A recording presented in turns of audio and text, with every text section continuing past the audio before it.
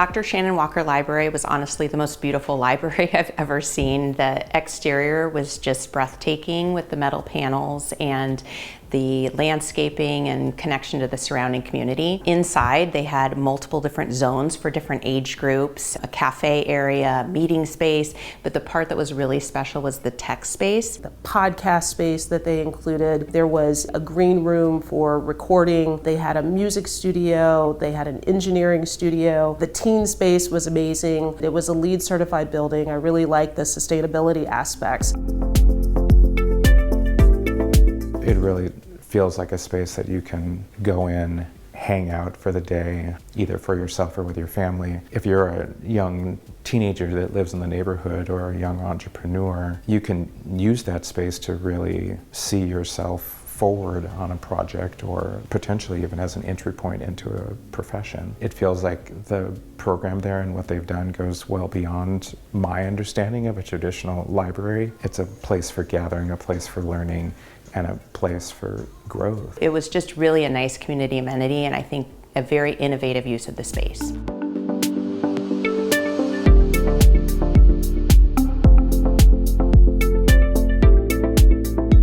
The Glenwood Cemetery Visitor Center is a new visitor center and entrance experience for families and visitors to the cemetery to experience the facility. The view out of the main multi-purpose area was just phenomenal. Obviously, it's a beautiful cemetery to begin with, but the way they situated the building to take advantage of that was beautiful. But I think as a family member coming to pay your respects to a loved one or to attend a service, just having that beautiful space, I think, gives people a feeling of comfort. I really was impressed by how they articulated the rain screen system, which is the stone that's hung that creates the facade of the building. Really beautifully done. It takes your breath away as you approach the building or as you see it as a building on the hill in the otherwise lush and green landscape of the cemetery site. It was a very calming space. They did an excellent job of paying homage to the history of the cemetery. They had a space for genealogy research as well as an archival space, but still incorporating a space that was modern in design, but allowed them to provide not just a space for the community, but also for those who may be grieving, to have a celebration of life. It's very thoughtful that they incorporated that, very forward-thinking.